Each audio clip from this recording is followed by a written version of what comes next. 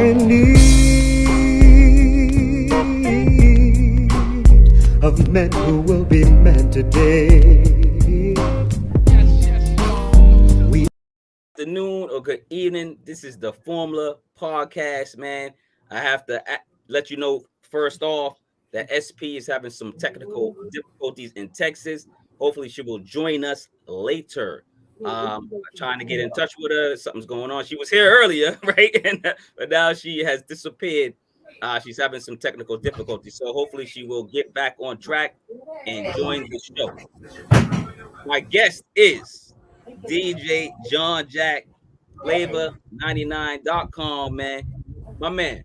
First of all, What's up, bro? yourself as I don't know if you want to use your government name, but introduce yourself and tell us where you're from and what got you into what you're doing currently right now. Okay. Well, my name is Jonathan Jackson. They call me DJ John Jack, and I've had a passion for music for years. I grew up in Mattapan. I basically was hanging around some music people. Kevin Lawyer, who had a moving company, he had his whole DJ system, and we used to go over there. And T Clock used to DJ over there at the time. Yeah, man, Okay. back in the day. Yeah, I knew T Clock from back in the '80s and stuff. And you know what? T Clock was also did the WERS because he was going to Emerson and stuff at the time. And that was before I went to like UMass Amherst. And when I used UMass Amherst, it was all over. Joined this organization called BMCP. Started doing the Funkadons and Jesus T-shirt, and I was substituting for radio, doing the radio station, because one of the guys who had a weekend show was Kevin Mitchell, who was Def Jam Promotions. So he was always doing something. So I was doing radio over there, and I just got a passion for radio. WILD, started working at WVPS, WILD, UNR, and WZLS. Then I went into some other stuff.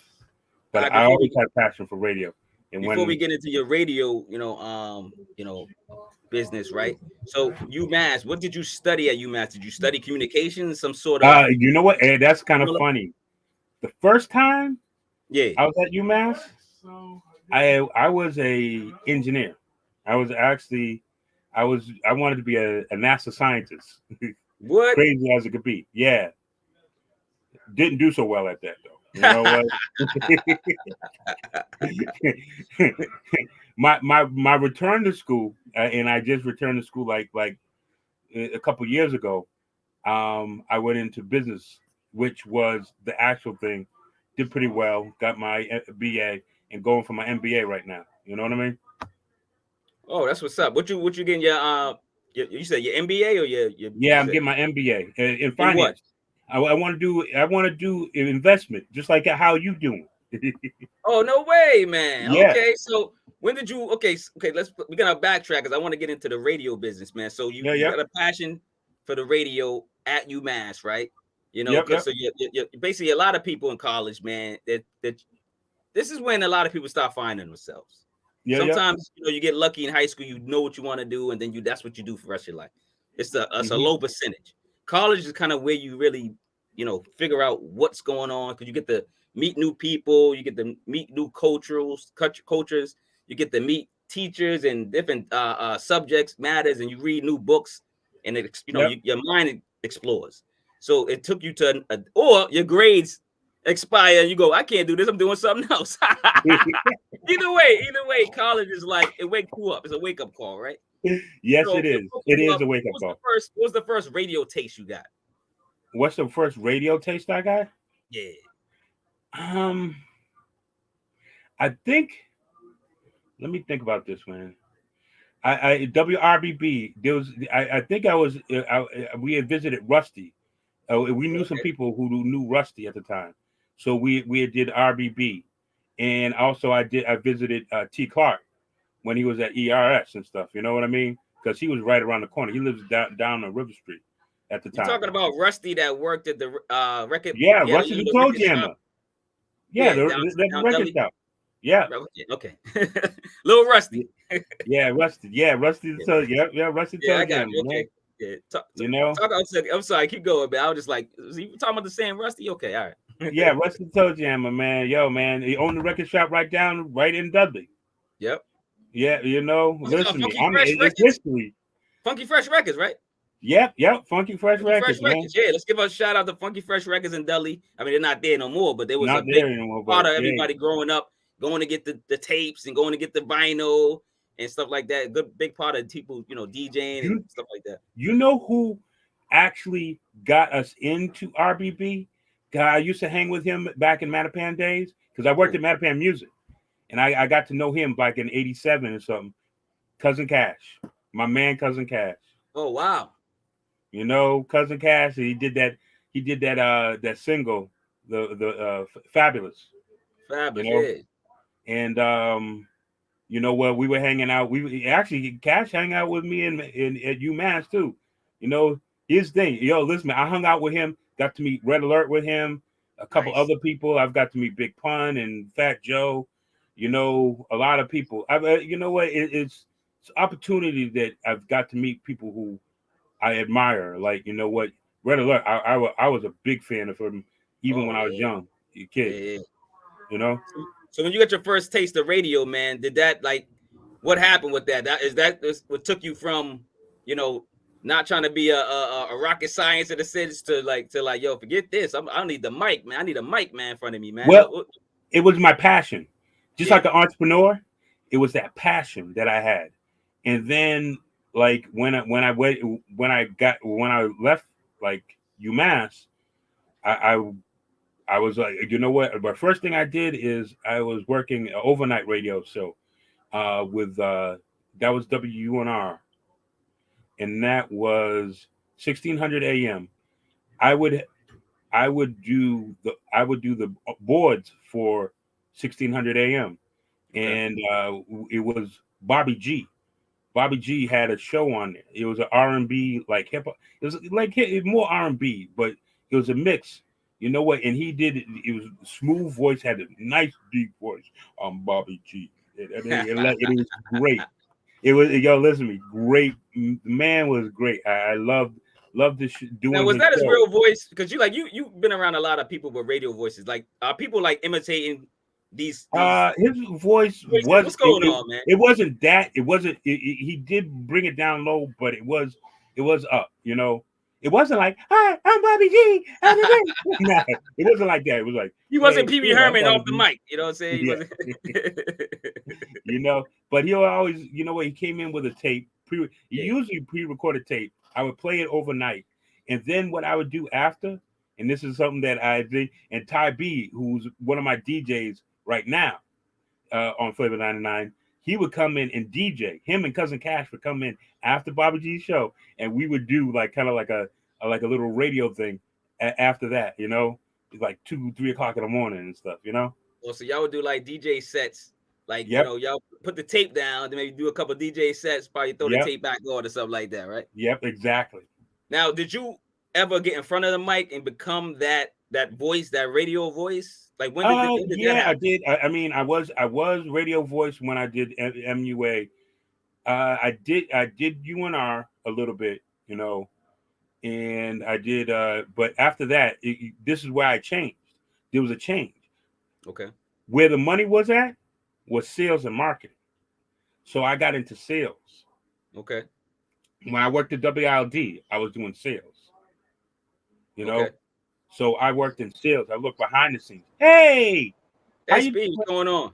I couldn't wait, man. I'm like, we gotta do this video, man. I'm like, hopefully she comes back. You know, I introduce you that you're coming back. Yeah. Yeah. What? What's going on? Well, so I was behind the scenes more. Yeah. Like we were doing sales and promotion. So I would have like, you know, Joe Vons as one of my clients, a couple other people, you know, local businesses and stuff who were out there. So I was doing that. I became a salesperson for WILD, and after a while, I think I left there. You know, another person I got to meet when I was at WILD was Sonny Joe White. He was doing the thing. Interesting thing was that he was he had been at WLD way back in the day, and he came back as a consultant because I think that was the time that Kathy Hughes was merging with WLD and stuff, and all that stuff came to be. You know what I mean? I got two WLD questions real quick. First of all, did you meet Pebbles? Did I meet Pebbles? I met Pebbles just in passing. I didn't meet her thing. Because a lot of people don't know Pebbles worked for WLD back in the day. yeah. But I met her in passing. I think, wait a minute, was she working with Ken? I think she was working with, yeah. You know what? I was thinking, you know what? I met her in passing. You know what? A little bit. So, sometimes some people are, I say, they got big heads. You know what? They think, yeah, and they don't want to associate. So, I mean, it is what it is. Like I knew some people. Rick Anderson was really nice to me. Still is really nice to me to this day. You know. Oh man. So I mean, the thing is that I appreciate that I got to meet all these people. So you had some good times at WLD. You know, that's the only reason I probably bring it up more than probably other stations, because it's probably one of the biggest stations in Boston, right? Yeah. And a lot of people know WLD. How many great memories did you have from there, and what did you learn from WLD? Did you learn the most from there, or different other stations? I learned. You know what? Can I say this? Yeah. I learned that our people sometimes we have inner issues. We kind of have inner issues, and that's where we kind of bump heads sometimes. At the other stations, I've learned that, you know what, they don't care about those issues. They're just like, yo, man, we just want to get the money. That's it. You know what I mean? Mm-hmm. You know, we sometimes we take ourselves as personal issues. You know, but you know what? I mean, what I appreciated at WLD was it was the love, it was the camaraderie that I got to meet. You know, people. You know what, that I appreciate. You know what I mean?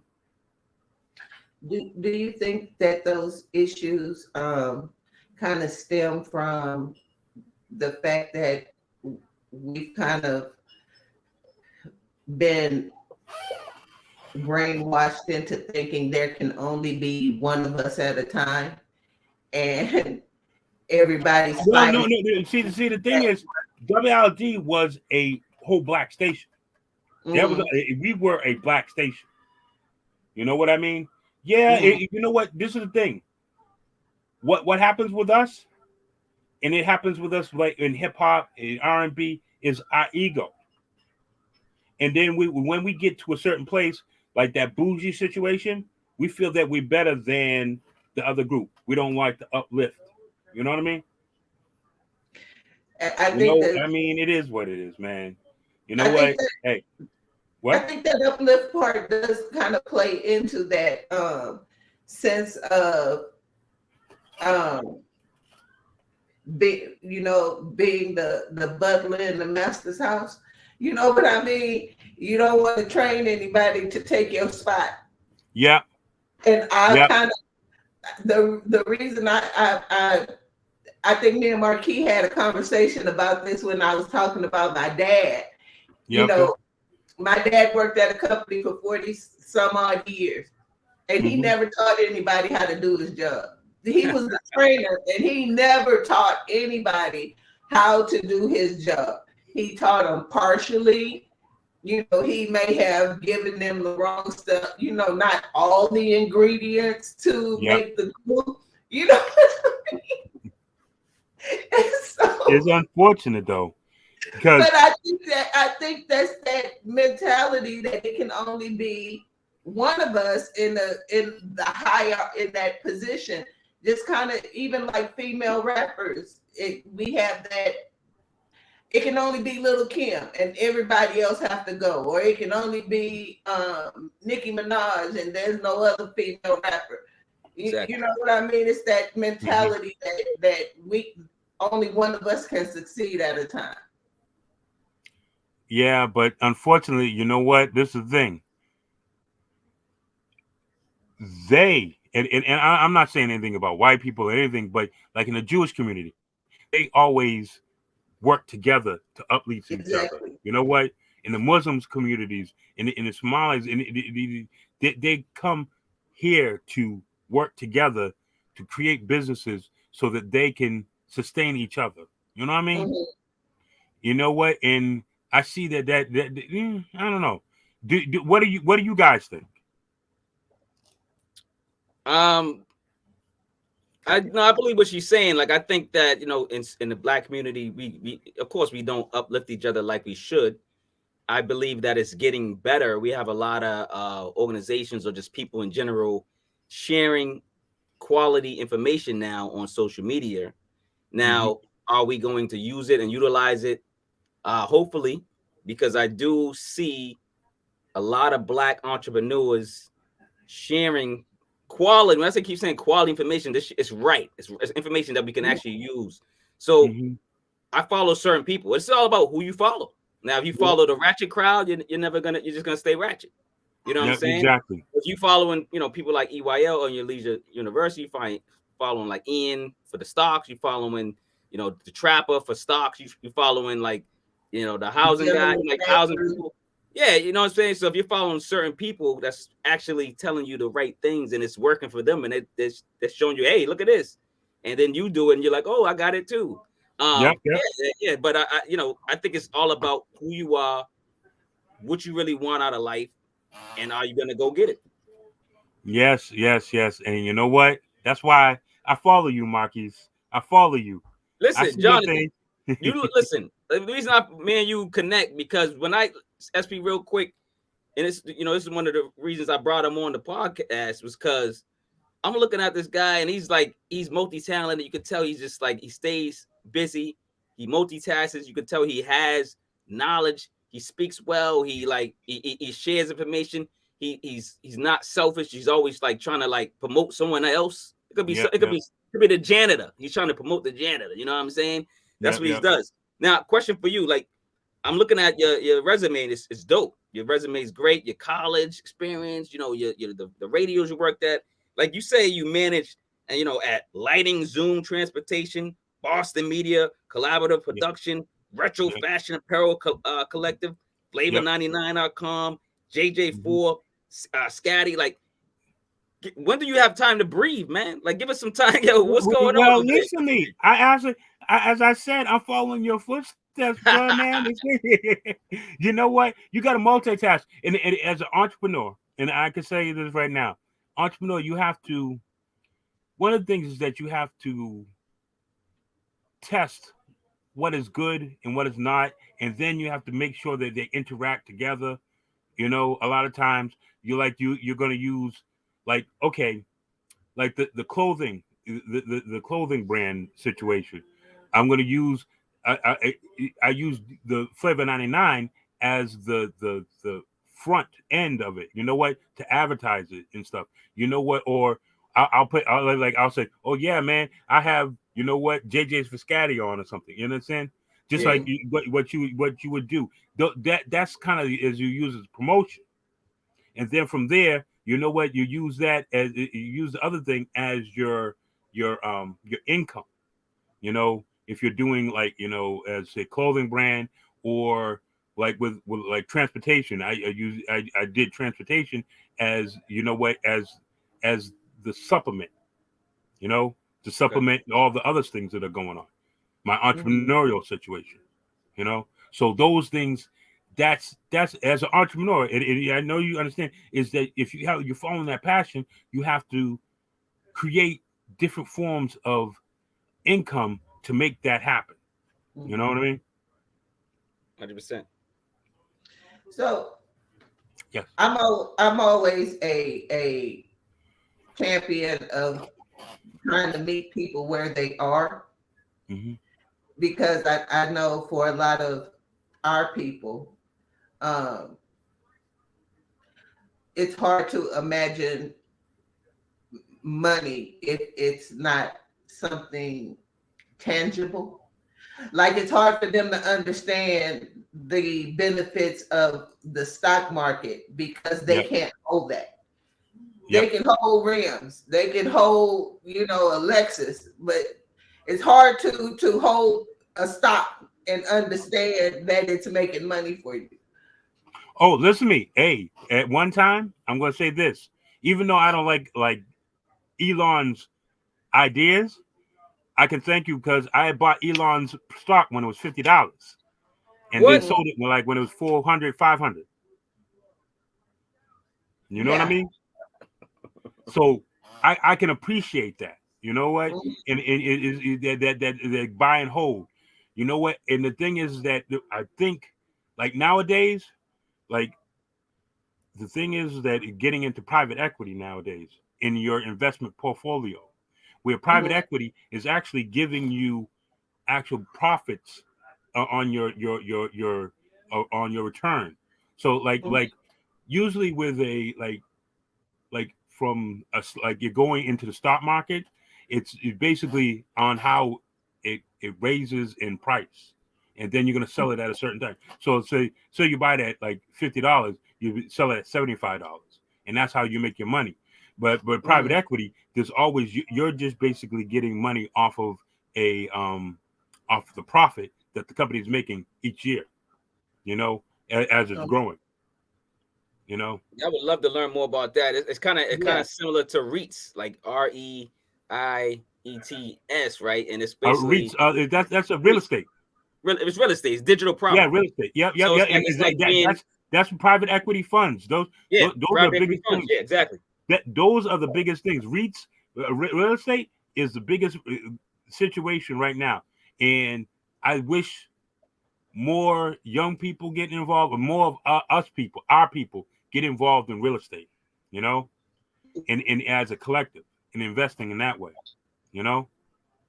Yeah, I mean, we always saying this is our block, but it really isn't. It really could be your block if you start buying real estate. You know what I'm saying? And not be hardcore and need a gun to protect the government's block or someone else's block, because it's not your block. You know what I'm saying? So yeah, you know buy back the block. I remember that program. Buy back the block.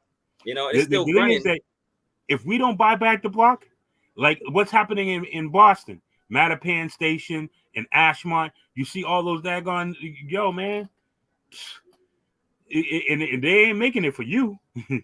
That's like, you know what, to live there is like $3,000 to $4,000 a month. You know, so there's a park in the hood, and what's up? There's a park in the hood. There's a park in San Antonio that I go to. I've been going to since I was a kid. I've gone there I go there just about every day because it's where I meditate and get my bearings. And past year, they remodeled the park. They put in a sports complex. They redid the basketball courts, and I'm sitting there, and for the first time in my life, I seen a white family jogging through Martin Luther King Park. It's starting. It's starting. In my you know what? Listen to me. I ain't got no problem about the white family. I just have a problem about them moving us out. You know what I mean? Yeah, well, that's what's happening. Because I'm 51. I have never seen anybody other than Black people in Martin Luther King. Black people and a few Hispanics in Martin Luther King Park. Ever. And now I'm jogging through a trail in Martin Luther King Park, and coming out unabsconded is a miracle in itself. Hey, so listen to me. And it's moving. The reason it's moving because they put the AT&T Center. The AT&T Center is here where the Spurs play on the, in the middle of the hood. They put the Alamo Dome in the middle of the hood, and now all of these high rises is popping up. They remodeled the projects and moved everybody out. Yeah, it's the cheapest place to buy property. So I mean, they do that everywhere. They're doing that in Boston, where Jonathan lives. You know what I'm saying? Like it's like, I don't know what it was first was it the school? Could have been Northeastern. It could have been Wentworth. It could have been the police station. UMass. It could have been the Northeastern. The Northeastern. More Northeastern's taking over. It could be just Northeastern taking over, and you just start seeing, more gentrification happening. Every month. You know what I'm saying? But it's not just like gentrification. It's like, it's not like regular poor whites. It's these rich whites coming in. Yeah, and they're raising. They're raising the prices of the properties. Exactly. And everything is going up. So the thing is that your taxes going up, your insurance is going up, things go up, and everything goes up. You know what? Your house is, you might have bought it for like $250. Now it's worth like $500,000-$600,000. You know what I mean? And then what? With that being that, the taxes go up in that situation. And after a while, that's why owning property is important. Speaking of, with this conversation, it kind of brings me to one of my questions, like how important is family wealth to you, and continuing that and passing it on to your loved ones? Well, I mean, are you set up? You got a trust, you got insurance, you got all that going for you? There's a thing. You see, I remember how we were talking about like some autobiography stuff and some putting in some family things. Yeah. Put your stuff in a trust and make sure it's for your children and stuff. I'm going through some situation right now about that, with some family in because also money is greed, and actually it makes family go against you and maybe stab you in your back. You know what I mean? But yeah, Jonathan, this is what I'm trying to say. Like, I talk about this on anytime I can, anytime I have a platform. Yeah, this is the reason for you to be in, grieving, or at a time, the time you should be grieving, the time you should be like thinking about the loved one, and maybe thinking about whatever the good memories of that loved one.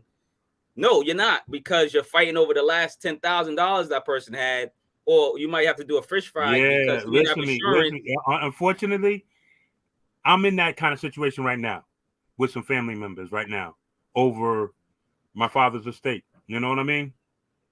So the thing is that unfortunately it's like you're bringing up some stuff that is like, yo, this is like boof, click, right in. No, but this conversation was meant to happen, and what I'm saying, and I think it is needed to happen, not just for you, but now it's a wake-up call, not just for you, but maybe for your family members, your relatives, your siblings, your kids. Everyone should sit down before, at a certain point in time in your life, especially like when you're in your 50s and your 60s, you sit down and you should put that trust together. But you should also make sure that everyone's involved and know and have the paperwork and thing. If you're gonna meet you meet as a group. You know what I mean? You say, okay, you know what? Hey, you know what? Before something happens to me, I want you to know this, and I want you to have this. Because sometimes if you don't do that, then it's clarity. And right now, like with me, I'm ending in court with family. You know what I mean? So yeah, my mom and dad, very early on when they bought the property, they made it a homestead. Mm-hmm. So that it didn't matter if something happened to her, something happened to him. He can't do nothing with the property because it will. If something happens to her, it passes to us through her. Her portion of the property. Something happens to him, his portion of the property passes through him to us. If something happens to me, it goes to my daughter. If something happens to my sister, it goes to all of her kids. So nothing can be touched unless we all come together and decide something can be touched on those acres. Yep. Yeah. And we all have to sign off. That's a good thing. You know what? It's great that one thing is that family should be more camaraderie, and that's what Black communities should be more camaraderie. That's what it should be, where they sit down and talk. You know what? Like I don't know if like you with your podcast, Marquise, like do you sit down and talk with Black youth in your neighborhood that you know what to influence them to follow your footsteps? You know what I mean?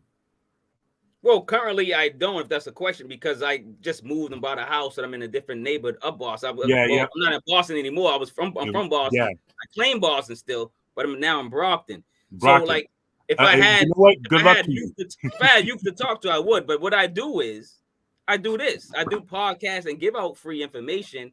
I got a financial book coming out soon, and that's gonna be something for I'm not gonna, charge a lot of money for it. I'm gonna bring it down to a level that a lot of people can afford, and then hopefully they can read it and get something from it and learn from it. The youth, my age, whoever reads the book. So like, yeah, I'm gonna give back on the way I can now by through social media, through podcasting and things of that nature and stuff like that. You know what I'm saying? Which you know what? Listen to me. You're doing a wonderful job. You know what? With pure and simple. But you do, as I said, you inspire me, bro. Yeah. See, I go into the neighborhoods and teach sex education to the teenagers. Yep. Because that is, I think, doing that is a big part. Will play a big role in how this next generation comes out, because the sexuality of underage children is ridiculous. And even with older people sexualizing them at a young age. I watched a video of a woman changing a boy's diaper, and she said, "Oh, he gonna cause problems when he get older." And I'm like, who does that? But you know, it's so funny how you're taking a sexualizing, like social media and like Instagram, TikTok, all those things have like demystified sexuality. So to a point is that before you would go to a stripper club to see someone shake their behind, but now you can see that anywhere on Instagram. Anywhere, Instagram, Twitter, it's all over the place, man. It's too much. It's like, you know what it is. And I had a Twitter beef, recently, and it was only because I was concerned with Black women and young Black women, and I was just kind of saying, hey, asking the question like, Black women, do you have to, in every video, shake your butt? Like, what's going on? Yeah. That's the thing, like, to get the likes, like, what's going on? And then I got a little little kickback, but I wasn't trying to start a beef between Black women and Black men. I was just saying, it's a question because I'm concerned. I have a Black daughter. I was raised by a Black mother, a grandmother. All my aunts are Black, you know what I'm saying? Like, I was raised by women, you know what I'm saying? So I love them to death, you know what I'm saying? They raised me to be a gentleman, and a scholar. So I can't hate on Black women if I wanted to, you know what I'm saying? So my whole concern is what you're saying. The sexualization is everywhere. I can't, like, sometimes, even like when you just join a social media platform, the algorithm's sending you the stuff saying you might like this, you might like Judy with the big booty, you might like yeah. You're like, wait, I didn't even ask for this. You're like, I didn't even ask for this. But because we can't control that, you really can't control the internet. The internet is going to do what the internet does. And I don't care how many blocks you put up, how many parental guides you put up, it still finds a way to sneak through, which is why we as parents have to learn that these are conversations that we're going to have. You're either going to have it or somebody else is going to have it on the internet with it. Yep. So exactly. You can't be like, you too young for sex, because no, 9-year-olds are having sex. And they're posting that they're having sex. And so if you aren't tuned in to what's going on around you, then it's going to slide into your household, whether you like it or not. But the internet's made it popular. And it's thing. You know what? The internet can restrict me if I say something about, like, Mitch McConnell, but they won't restrict that girl shaking her booty. No. You know what I mean? Or show more than that. You know what I'm saying? Putting their tits out, whatever, you know. Well, speaking of like Plant Tuesday, let's not just limit it to women because they have a whole. Yeah, man. Listen, SP. A sweat. I gotta go to a debate about men and women. We know men are out there doing flashing and showing butt cheeks and balls too. But what I'm just saying, like the majority of it is women, and that's how they get their money. Now they know how they get their likes and how they get their courage to, or whatever, how they get their pride. I don't know where they get it from. The reason you think it's the reason you think it's majority women is because you're a man. I get majority men because I'm a woman. You think they go? Well. I'm gonna say this, and I will admit this. Like, okay, yeah, I see a woman shaking her body. I might share it with a couple of my friends who I grew up with. You know what? And then maybe that's what happens. Is it keeps on coming on. You know what I mean? So that algorithm does track you in some kind of way. You know? Well, the algorithm's not set up for us to succeed and get into money or get into, to wealth, because, like if you look at the Chinese algorithm for TikTok, I'm just going to get an example. Mm-hmm. They don't have no funny business. When I say talking about comedians, they don't have any like sexualization of women. They don't have nothing. It's all like educational. Mm-hmm. TikTok is educational in China, and they're the ones that invented it. But our algorithm, China said, "Oh, let's give America the entertaining algorithm and keep them down, keep them just happy, laughing, keep them, sexualized." It's money for them, though. You know what? It's that China hit. Is a communist country, and they have control over their internet and what they show. As a country, this is a whole different ball game. We are a representative democracy, and so we're supposed to have freedom, which means they can put what they want to put on the internet, and there's nothing we can do about it because our government does not control what we see or what we watch, or supposedly. They only control the stuff they don't want us to know. Can I say this? What? And this is what I like with Flavor 99, with what you guys do with the formula, is how can we spread the good word out there and make it popular? That's the whole thing. I think the only way you spread the good word and make it popular is you have to actually find like-minded people that's going to push it, because most of the major outlets are showing nonsense. So if everything I know about Christian rock and Blueface, I know against my will. I ain't asked to know nothing about them two people. And they are some of the most disgusting people I've ever seen in my life. And they have a TV show. Mm-hmm. That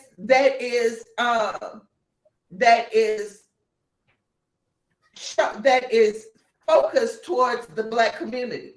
So when you have those kind of platforms and nobody actually speaks against it, or they tell us that we're old and we just don't understand. So until we find a way you have to go younger. We are at this point, you can't preach to adults. The people we have to catch is the children and the mothers. I think, Marcus, you had a question or you think? Oh no, I got a lot of questions. We can get back to the questions. We can do that. Me too. No. But I was going to mention this, is that I think we have a problem between us as being adults, like people in the 40s and 50s, and the young people in their 30s and 20s in regards to relation, even younger, like the 15-year-olds. It's some kind of the situation, like how we grew up. We could learn to respect our parents. They don't have that situation anymore, you know. It's like, you old bastard, you know what? Get out of my way. Surprised at how Say it again. You'd be surprised though. You'd be surprised though at how many and how many kids I talk to. You coming in and out. Your thing is coming out. Your sound's coming in and out. Yeah, that's why I was asking you repeat yourself.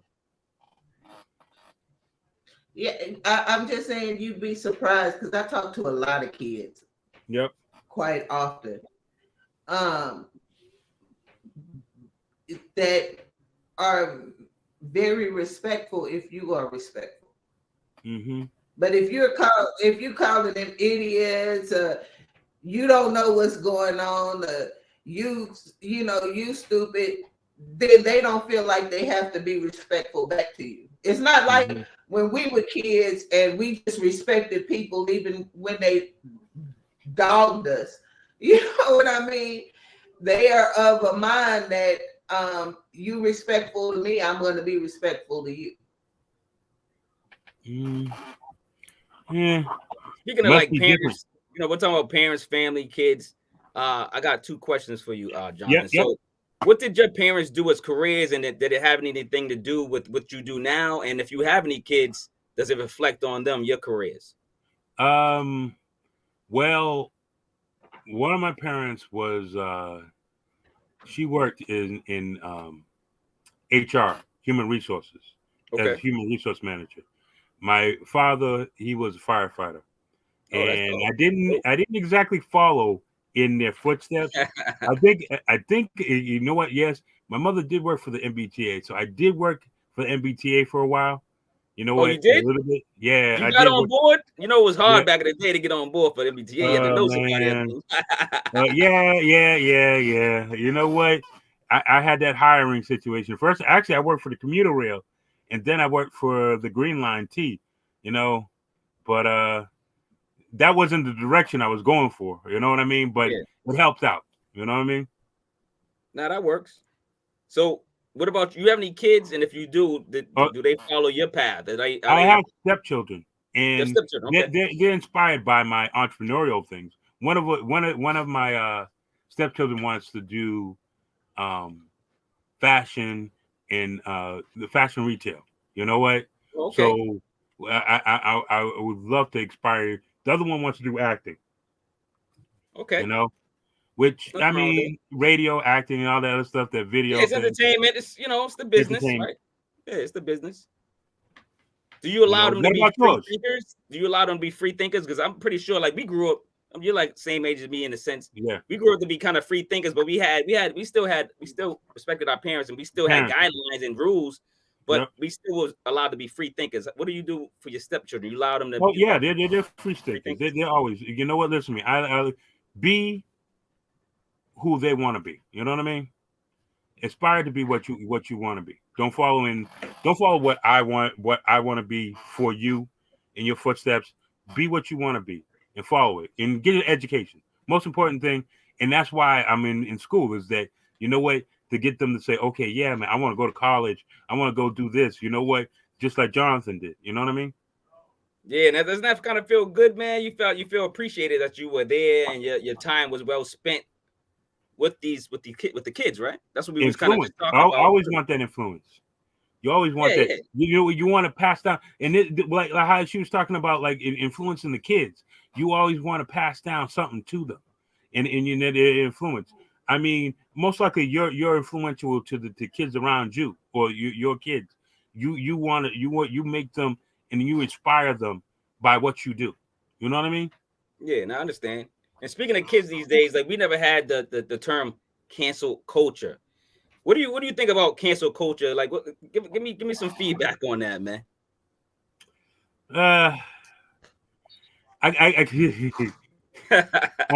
You know what? Listen to me. We cancel our own self. You know, sometimes that's the problem. We cancel our own self. So that's how I feel about it. You know, is we kind of cancel our own self, and I think we've gotten a long way, but we got a whole lot more to go. You know what I mean? Yes, we got billionaires, we got black billionaires and all that other stuff, which is great, and that's inspirational. But is like, you know what? How we giving and inspiring these young people to be entrepreneurs so they can follow to be millionaires, billionaires themselves. You know what I mean? No, 100%. 100%. Because AI, you know, artificial intelligence is going to start taking over. Like they already started taking over, you know, jobs. Google but start taking over more and more jobs, right? If you're watching the right people that follow AI in the circuit, they're talking about AI kind of taking over a lot of jobs. So like they're saying people need to have skills. They need to get skills, develop skills, find their passion, figure out something else to do, have a side hustle, get passive income. You know, what do you think about AI, man? And are you scared that it might damage the black community more? Oh, it's already, I mean, if you think about it right now, it's already hurt the black community somewhat in itself. But we have to learn how to take advantage, like, you know what, doing Amazon.com and all that other stuff to create those businesses in those that space. Now, the thing about AI right now, they've made it to a point where that AI can create conversations on your search engine. You know, like on the Google search engine or whatever, they've made it to a point where, you know what, that, okay, like for customer service, you don't have to go, oh yeah, man, or we're gonna, you know, direct you to someone on the phone. They've had it where the AI is intelligently responding in conversation, you know, and that's something that is coming that way. See, the thing is that how we going to intercept that, or what are we going to do to balance it out? Well, we got to be adjusted and just educated enough to be the build with it. You know what I mean? To learn how to, you know, implement it and learn how to do it, learn how to, you know, whatever. Be those. But the thing is that AI is going to take away that customer service. There's going to be a lot of, like, let's say, customer service jobs taken away from that situation. Of course, that's exactly. What I'm saying. They already are. You know, I know here, Texas is kind of like the test engine for everything new. So I even noticed when I went to buy this cup of coffee, they're starting to phase out the cashiers. Yeah. The cashier was just me putting the coffee on the scanner and paying with my card or putting the cash in a slot. And they only had one cashier in the store. Normally it's like 5. So they have a McDonald's that has no employees. Everything is made automated. Yep. They have the first black model that's AI. That's crazy. Created by a white guy. They did the rapper who had gained some notoriety, who was an AI rapper created by a white guy. I heard about that. Yep, I remember that. Yep. Said the N-word more than we do. So another part of the problem is we're coming in late to the game. So most of the major players are already established. And unfortunately, most of the major players are white. And so again, it's a new technology, but we're still having to knock at the back door to get in. Now, the thing is that I you know what, and it is the interesting thing. Like sometimes I use Facebook, the Facebook insights to do advertising a little bit. Now that's kind of like on that artificial intelligence situation. They basically post, they figure, okay, this is what my market is, and they're going to advertise to those people who either would post or click on to something similar to what I do. You understand? So there's that AI situation which works in my favor. But then in the other sense is that AI situation takes away their job from McDonald's or something else like that, where where a working class person is no longer working in that situation. Okay, so yes, there's benefits to this change, but there's also a trouble or an issue with that change, because you know what, that takes away jobs, which for me, I'm I'm an entrepreneur, but I'm also a social conscious entrepreneur. You know what I mean? So the thing is that I want to make that money, but I also want to bring like people along with me. I want to have someone who's like, a computer engineer, digital anything, or I want to have someone who is a market advertising specialist.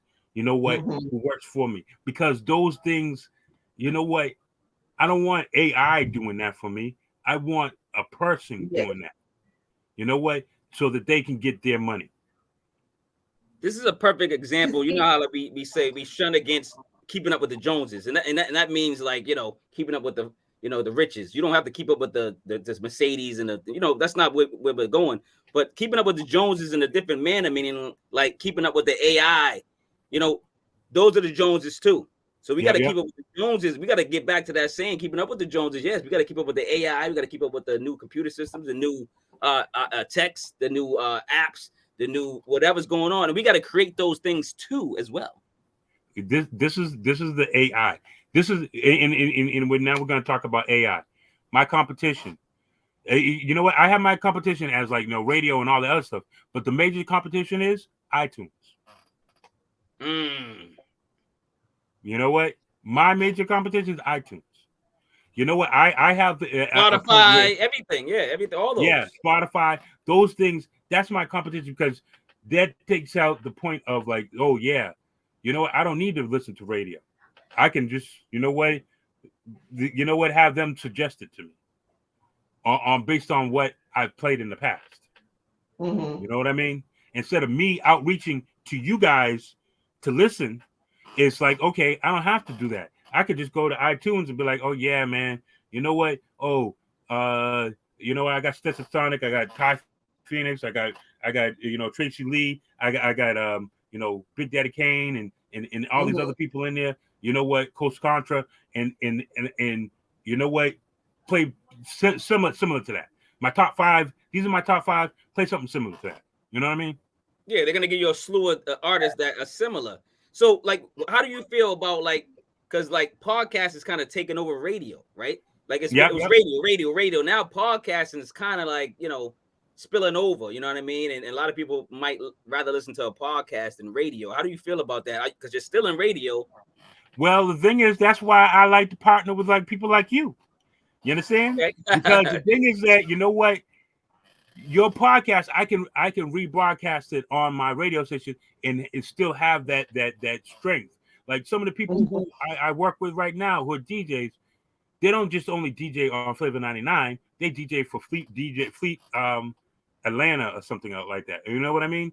Or they're Fleet DJs or they DJ for like the station in New Haven, Connecticut, or or they'll do my boy at Quick Time Radio.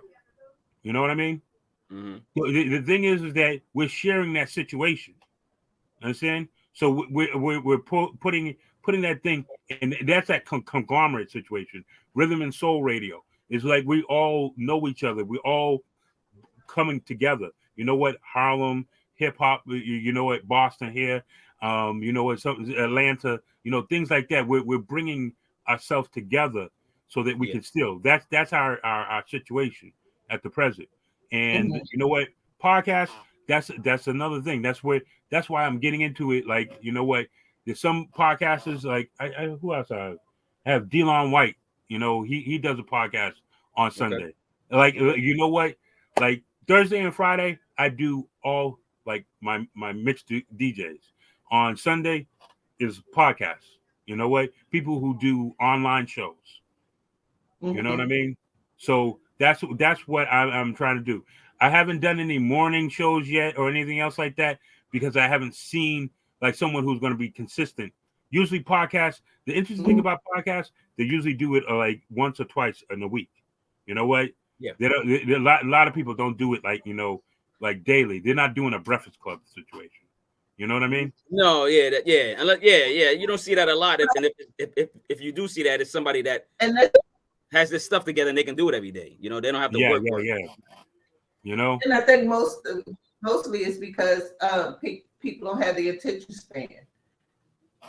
Unless you're doing the morning show. If you're doing the morning show, that's great. But if you're doing a podcast, people don't have the attention span to watch you, to show up every single day and watch a podcast. They show up to a podcast once a week, you know, and they may listen to that one podcast all week long. Okay, I got 15 minutes. Let me listen to the first 15 minutes. Okay, I got 15 more minutes. I'm going to listen to another part.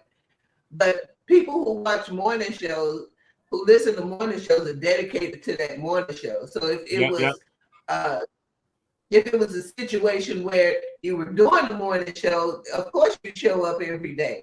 But for podcasts, I mean, it's just not something that would work for a podcast audience. Yeah. You know, what do you guys see yourself like in the near future? You see yourself like a Nori and stuff, be like a drink champs and stuff like that? SP, you want to answer? No. I see,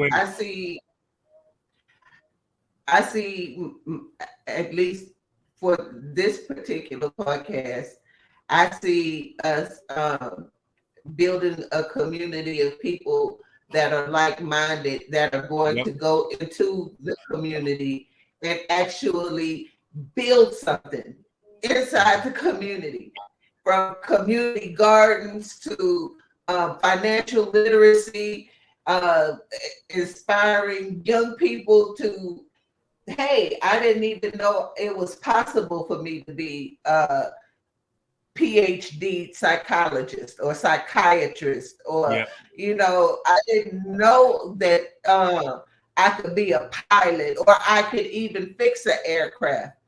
You know, I think for me, when people see things and they see Black people or Hispanic people actually doing the job, then it's easier for them to inspire to do that. So for me, what I see is us building a community of people who's going to then push this out into the culture so that hip hop can have exactly what it was built for. It was built to inspire. It was built to make you want to do better, to want more. And I think that was our goal when we thought of the concept, is to actually push people to see themselves as more than what they are now. And, you know, she answered it, you know, well, I'm not even going to expand on it, but like, you know, basically she hit the nail on the head, you know, and this is why we got quality and, you know, people like yourself, Jonathan, on this podcast, because the stuff that you do, maybe the SP and I don't do, and now you're part of our community. And I always tell people on this podcast, you're now part of our circle, unless you rebel, right? You know, like, listen to me, I'm glad to be part of the circle. Yeah, right. But yeah, we're trying to build. You know what? Listen to me, and if you got anyone you want me to suggest to you, you know what? Any of the big influencers, you know what? I told you. You know what? If you want Tracy Lee, you know what? Gene McGuire, friggin' you Chip Greenwich, or like any of them. You know what? I'll put in a word. You know, and that's exactly what we need. We need quality conversations, quality people that are ready to build on, you know, their platform to help someone else's platform. You know what I'm saying? To help our platform. You know what I'm saying? And it just continues. And you know, continues on. And you listen. You know? I know you love hip hop. Like, my question is, how much do you love hip hop? And you know, it's the 50th year of hip hop. Are you doing anything special this year? I wanted to go to. I guess they're gonna be having some in Bronx in New York, like a 50th reunion. I think in the summer or something like that. Mm-hmm. I might go to something like one of those events. You know, I just got to keep a watch out on it. Something. I saw a couple things going on. I'm gonna do that. I'm gonna. You know what? Listen to me. I'm playing like old school hip hop artists, anyways. Your Big Daddy Kane's, like their new songs, Stetsasonic, all of them. You know what? I support them anyway. So I keep. You know what? There's one of the things. One of the logos, the things it says about it is it true hip hop, real R&B. I'm just gonna keep it. I'm keeping it true. Yeah. Okay. Other than that, I think is that, you know what? Listen, I'm going to celebrate it. I'm trying to do a couple of. I'm trying to get out to a couple of events that are going to be in Boston. You know what? I think, you know what? They're going to do some. I heard that they might bring some old school artists here, but I don't know as of yet. That was only, you know what? It's always it's what you hear, Yeah. but it ain't even thing here. You know what I mean? Yeah, it could change. It could change. It could change, but I mean, that's what I think. I just want to. I'm a fan. You know what? I always will be a fan. You know, I'm a fan, Yeah. and that's the thing. My passion is that I'm always going to be a fan of this genre. You know, and I'm going to keep it going as long as I can. Yeah, I think it's important, you know, not only to focus on the music, but the culture as a whole, because I think a lot of us were saved by hip hop. Yep, exactly. We could have gone one way or another, but if it wasn't for Dope Man, you know, playing on the radio, making you despise the local crack dealer. You know what I mean? Oh, now you go that. Why you have to go that way? If it wasn't for Chuck D, inspiring you to be proud of your blackness, especially for somebody like me in Texas, who my earliest memory is being 5 in the store with my mom and a white man calling me a pickaninny. Yeah. I didn't even know what that was. So, having to, those kind of things. So when you listen, when I embraced hip hop, it changed who I was, and it made it possible for me to be who I am now. And I think we're losing the culture to the music instead of the other way around. Do you feel like that sometimes, that people aren't feeling the cultural part of the music, hip hop really is? Yeah, I do. I mean, I think I mentioned this earlier, that I'm not like a big fan of trap music in how it's came to about. But the thing is that I feel that the culture can change. You know, there's always a point where the culture is going to change. And the thing is that I guess it's representing what it is. You know what? Glorifying what is the big things about hip hop. You know, the thing, the good life, or the things that seem to be nice. And the thing is that you know what? The interesting thing about hip hop, it gives that anyone can do it. Even someone who's not too smart, or who doesn't have good language culture, or pronunciation, that they can still do hip hop. So, you know what? I'm good for that. It's just that, you know what? also we do need to keep what it really meant. What it meant is bringing youth, young urban youth in the street, out of the street. You know what I mean? It brought them into the limelight. It got them to do something else outside of it, like hip hop. So it's still doing that situation, but it's doing it in a different way. Yeah, I mean, like hip hop's still fun, right? And that's what like hip hop started off being fun. And I get it, it's giving us a bag and it's getting us out of trouble, keeping us out of trouble. And I love that about it. So trap music is another branch of hip hop. So the core and the roots of hip hop is, like the Fight the Powers and the Chuck D's and the De La Souls and the Tribe Called Quest. And we love that. And that's the roots. And that's always going to be there. So that's what I love. I love that. You know what I'm saying? And like a gentleman said, his name is 19 Keys. I follow him too. He said something about how you can listen to trap music. He even listens to the trap music, but he might be working out, listen to the trap music. Now, does he listen to it when he's trying to build and trying to grow and trying to, do a business deal? No. He's listening to, something more positive, something more maybe jazz or, something else. You know what I mean? He's listening to something to calm his nerves and not get him riled up. You know what I mean? So maybe like 5% of his life, while he's in the gym or wherever he's doing, he might be listening to the trap or the music that hypes him up, right? So I don't mind that. You know what I'm saying? Like I get it. I can listen to some hype music. I can listen to some shoot up, bang bang music. But I listen to it at a certain time and a certain, and I don't go listen to it 24/7 because that's when that might manipulate my mind to go back to those days to start bang banging the shooting up. So you gotta monetize the music you listen to. Monetize, you know what I'm saying?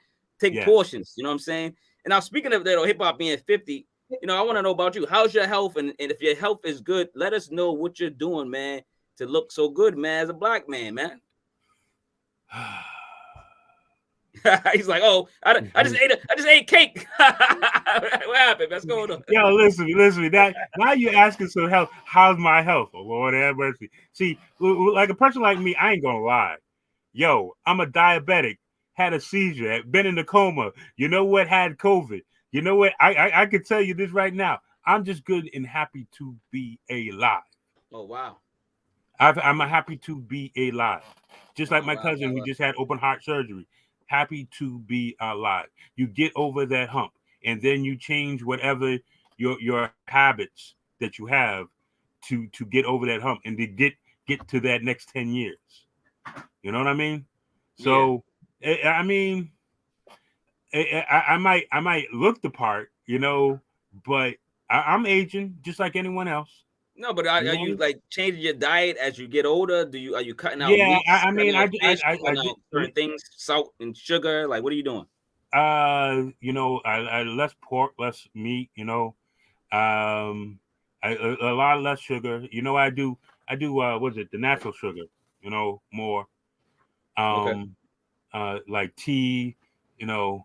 I try to cut out soda, but that's a bad habit of mine.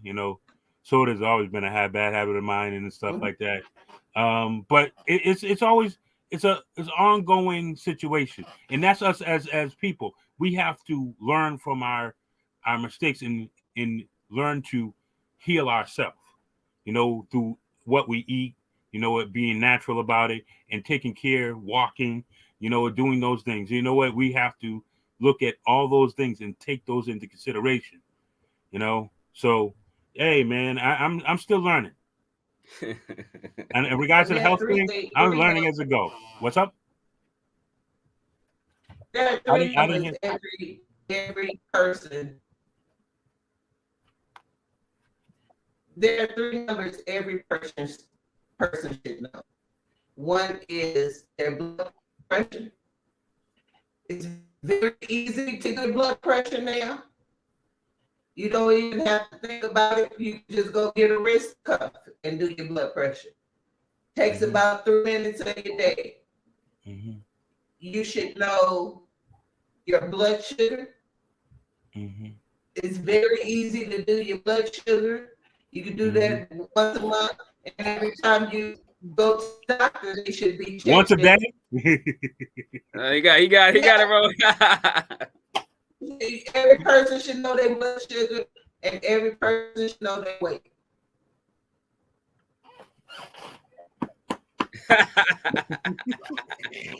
Those are three numbers. You practice doing it twice, and you know how much you weigh, right? You shouldn't have to guess about those. Those three things you should know all the time. Yes, ma'am. Yes, ma'am. I do. The thing is, I do have to do my blood sugar and my blood pressure. You know, my weight. I don't step on the scale that much. But I know I lost about 30, 40 pounds. So I do know that.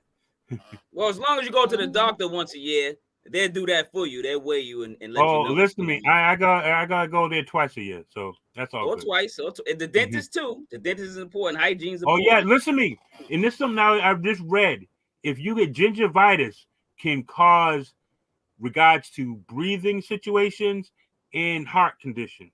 And if your teeth is bad, normally your health is bad. Yep. Your teeth are in direct proportion to what is going on with your body. So if you have teeth falling out, you should probably go check your heart condition. Oh, let's see those gums, man. I mean, certain things that you should, because it's a direct correlation. Even your bowel movements is a direct correlation to your health. Yeah. Oh, by the way, I gotta go ahead right now. What? Then I go to the doctor right now. I mean, those are just if you're not going to the bathroom as you should go and check, because there is a correlation between your health and the way you eliminate waste from your body. Yeah. SP, we're coming down to the end of the show. You kind of sounded like Megatron. I know you got one last question for the guest, and then he can promote, and we can get out of here. What is hip hop to me? Hip hop is my youth.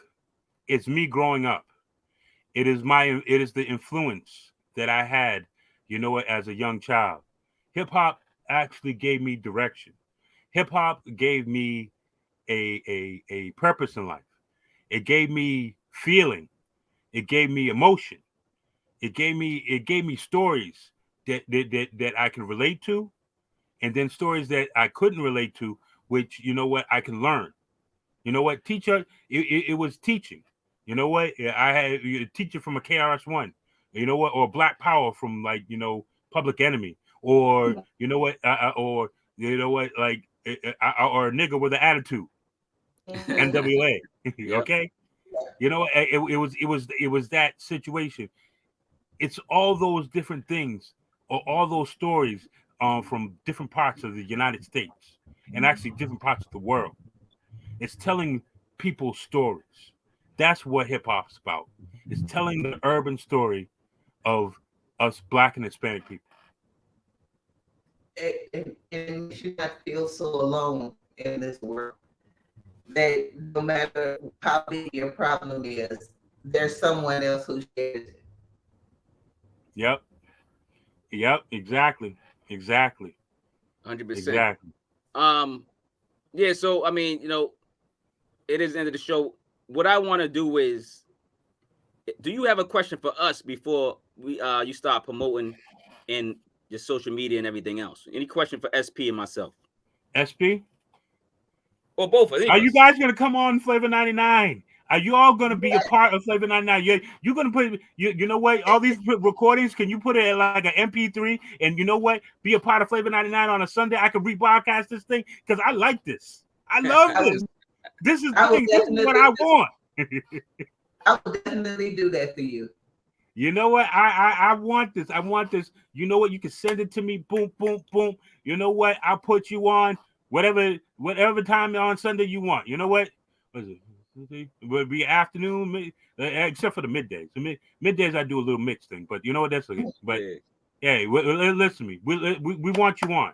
We want you to be a part of Flavor 99. We want to be part of the formula. You know what I mean? So listen, I've been dying. You know what? Listen, I've been dying to get this man to be a part of Flavor 99 anyways, you know? And what did I tell you? I said the Queen Bee. I'm Jay-Z, she's Beyonce. So I gotta talk to her first, you know what I'm saying? And that's why you asked Queen Bee, you know what? Deja vu. I'm down for whatever. You down for whatever? I appreciate that. I think you know what? Listen to me. I hope you all don't forget the small people, because y'all gonna be big. I say this, and I say this because you know what? Back in the day, I was like, okay, yeah, that's gonna be a hit. That's gonna be y'all gonna be a hit. You know what I mean? We hope so. And it's because your community and you're keeping it pure and real. Yeah, but we'll never forget, like you say, little people. We're never gonna forget the community. Like we said, we're trying to build up the community. We're taking the community with us. Whoever wants to come with us. Whoever wants to be in the circle. Now, if you go off and go elsewhere, that's you. You know, we can't hold everybody's hand. We can try. We only got two. You know what I'm saying? Link on to somebody else's. You know what I'm saying? But you know what I mean? We trying to get the community and trying to bring them up as much as I said, you know what? If you want any artist that you want me to suggest or put on and say, yo, man, give them your email and have them talk, do a interview or something like that. Yo, listen to me. You give me the word, okay? Give me the LK, you know, and I'll be like, oh yeah, man. You know what? Come to these people. They do a great interview. You know. Yeah. The formula, baby, the formula. Yeah, that's right. That's what I want. Hey, yo, listen to me. Like DOC, remember DOC, the formula. You remember that? Actually, that's why this podcast got that name. From DOC? Yeah, she's from Texas. She named it. Okay. What I always felt about DOC is DOC was so much talent. It's so much in him that was talent and just masterful. And there are times when life hits you, but it hits you to save you. And DOC is that kind of story for me. I think DOC is alive because his voice changed. Yep. I hope with this podcast that if it makes no money at all, that somebody is going to listen change, and it's going to be that voice change. Yeah, we're gonna have to talk about that too. Get how getting the sponsors and all that other stuff. You know what? That's we'll talk about it off in the green room. You know what I'm saying? That's where the business takes. That's where the business transpires.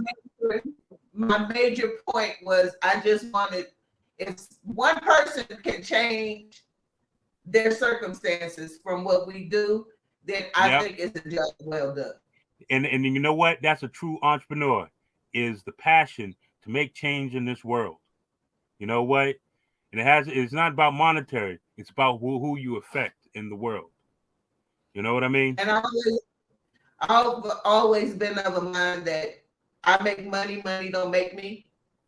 Yep. So whether it comes or not, it's not going to affect me one way or another.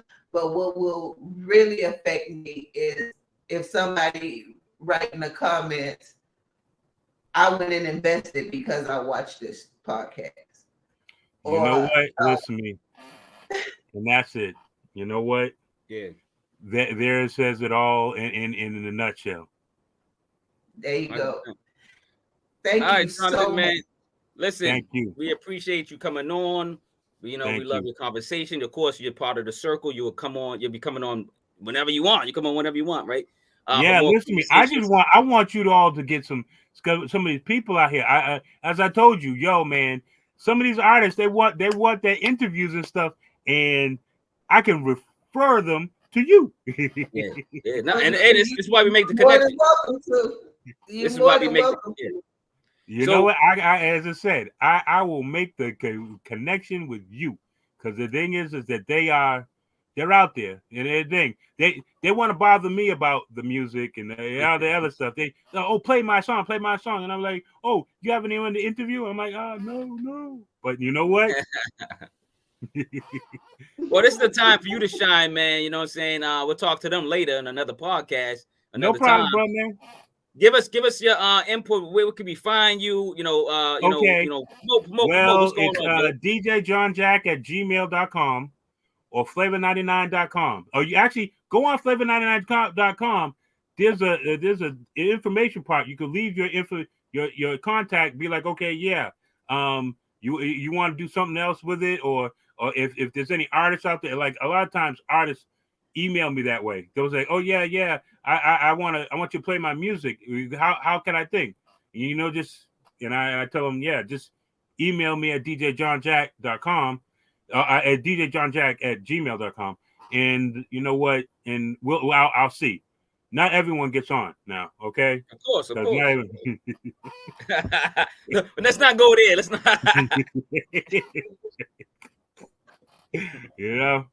But nah, man. That's me.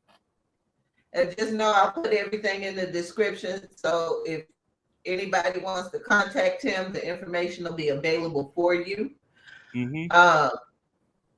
Marquis, you got anything you want to promote?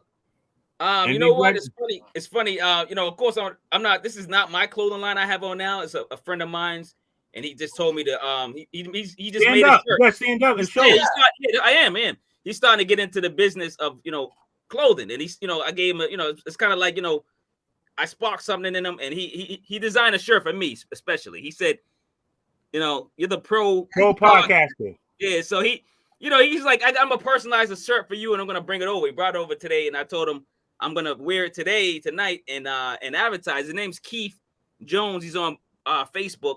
He doesn't have a lot of things set up right now, but he's just starting out, and I told him I'm gonna wear it and shout you out no matter what, because you're a good friend of mine, and once you start getting everything in business, we're gonna get you on. We're gonna get you on, man. And the other thing, of course, I got a clothing line, and then I got a book, my first book, Surveyor's Chronicles Volume 1. Of course, I'm gonna talk about that, but I also always talk about True Vine Publishing is a Black publishing company. So if you want to publish your book or create a book, go through these guys. Go through this. But I had a great time with this guy, and I'm gonna keep publishing through him.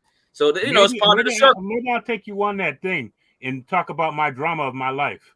Yeah, I'm telling you, he can help you write it if you want to write it. Don't write it, whatever. He can ghost write it. I'm just telling you, he can get it done. You can get these books out there. I gotta find the name. I gotta find an alias. It'll come to you. Different name. And don't forget about the THHC podcast. Of course. Yeah, THHC. I love reviewing albums, and to do it with Marquis is always fun. Yeah. So the podcast. Hey. She's a. Okay, can you review the Stetsasonic and the De La that's coming out? Yeah. Yes. Yeah. Oh, definitely. It's already playing. It's already playing. I know we can stop playing in Stetsasonic, but De La Soul is playing because their music drops. Their whole catalog is gonna drop March 3rd, right? Of this year, and I'm already planning to do a lot of their classic albums for reviews, and hopefully we can get them on. I don't know, but I haven't been listening to De La for a long time. Wait a minute. I think I got Maceo as a friend. Don't say that. Don't say that. Come on, man. Don't say that live, man. I'm gonna hold you to it. Don't do it. I have him all as a friend. I don't know if he will answer, but hey. Yeah. I haven't played that music. Oh, wait a minute. Dave Mercer's on there too. He's on my Instagram. But you know what? As I said, sometimes they answer, sometimes they don't. Okay. Like, you know what? Who was recently? DJ Scratch. He kind of answered one of my DJ Scratch from EPMD. Yes. I love DJ Scratch. Like I remember Mercer did answer one of my posts like long time ago, but that was like long time ago. Yeah. They when they want to, they will. Yeah, all you can do is try. Man. Reach out. You know what I'm saying? All you can do is try, brother. You know what I'm saying? Like already. Okay. So This is the formula. Be good to each other. And we out of here. Peace. All right, peace out. Peace. Love.